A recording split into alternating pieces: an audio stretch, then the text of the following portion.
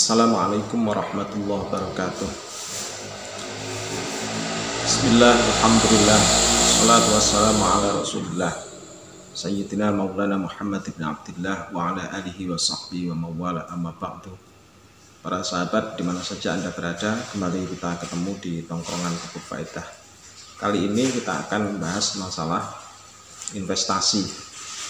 Para sahabat, sahnya suatu pendapatan itu apabila dilakukan atau pendapatan itu diperoleh dari satu yang pertama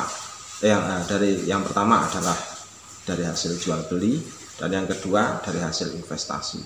Ini adalah kunci utama.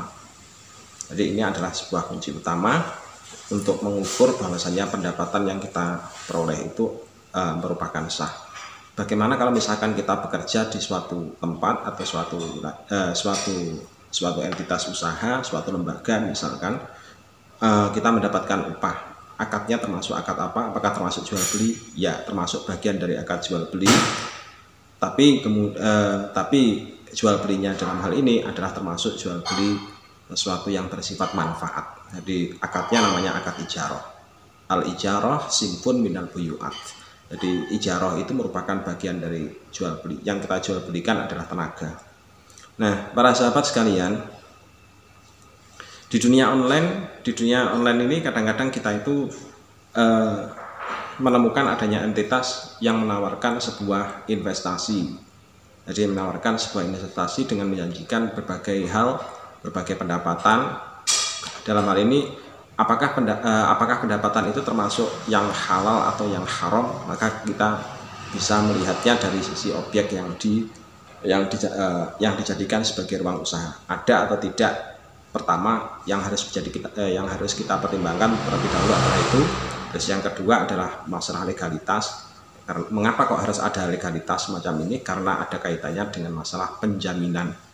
Karena adanya masalah penjaminan, sebab harta yang kita peroleh dari hasil entitas usaha itu adalah harta yang sifatnya harus bisa dijamin. Kalau ada sebuah harta kok tidak bisa dijamin, maka itu pada dasarnya adalah termasuk bukan harta. Jadi kalau yang namanya harta itu harus menunjukkan bisa dijamin, karena harta itu merupakan sebuah entitas untuk membayar sebuah ganti rugi. Jadi begitu. Jadi kalau tidak ada penjaminan, maka kita tidak bisa untuk yang namanya membayar sebuah ganti rugi apabila terjadi sebuah kerusakan. Para sahabat sekalian, kaitannya dengan masalah investasi di dunia online, selain kita memperhatikan dua hal tadi, yang selanjutnya yang perlu kita perhatikan adalah termasuk apakah ruang usaha yang menjanjikan sebuah penghasilan itu termasuk yang masuk akal apa tidak. Ini yang harus kita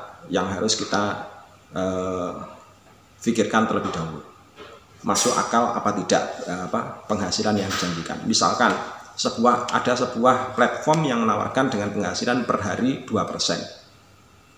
Penghasilan per hari 2%. Itu artinya dalam satu bulan dia menjanjikan sebuah profit atau sebuah keuntungan dengan nilai 60%. Jadi kalau misalkan saya setor 500, maka sekitar 300 itu akan menjadi penghasilan saya. Nah, tentu penghasilan semacam ini merupakan penghasilan yang tidak masuk akal. Jadi tentu merupakan penghasilan yang tidak masuk akal. Kalau tidak masuk akal, berarti ada sesuatu yang dibaliknya. Jadi ada sesuatu yang dibalik usaha itu. Nah, contoh lagi misalkan ada sebuah platform yang menawarkan adanya pendapatan yang diperoleh dari menonton sebuah video atau dengan share iklan, misalkan, atau dengan share iklan. Apakah ini termasuk sebuah pendapatan yang masuk akal? Tentu dalam hal ini kita harus berpikir. Berpikirnya itu dengan jalan yang pertama, selain dari sisi komisi yang ditawarkan tadi masuk akal atau tidak, yang kedua adalah dari sisi apakah ada sebuah entitas usaha yang menawarkan hal yang semacam itu. Kalau tidak ada, jadi maksudnya entitas usaha di sini adalah entitas usaha yang resmi, yang legal, yang diakui oleh pemerintah. Kalau tidak ada yang menawarkan dari sebuah entitas usaha yang legal menawarkan hal yang semacam itu, berarti kita harus curiga terlebih dahulu. Jangan-jangan ini adalah investasi bodong. Ya, jangan-jangan ini adalah sebuah investasi bodong. Investasi bodong itu maksudnya ya tidak ada ruang usahanya, tapi dibuat seolah-olah menjadi ada. Misalkan kemudian dengan men-share iklan, kita bisa bayangkan. Bayangkannya begini, ada Google itu sebagai mesin yang termasuk bukan hanya big data, tapi termasuk merupakan sebuah yang diakui oleh entitas internasional. Tidak hanya Google, misalkan YouTube itu diakui oleh entitas internasional. Kita menonton YouTube itu saja itu kita tidak perlu membayar. Jadi tidak perlu membayar dalam menonton YouTube. Dan dalam hal ini pihak YouTube pun juga tidak membayar kepada penontonnya. Jadi tidak membayar kepada penontonnya. Ini secara akal. Dari pertimbangan secara akal.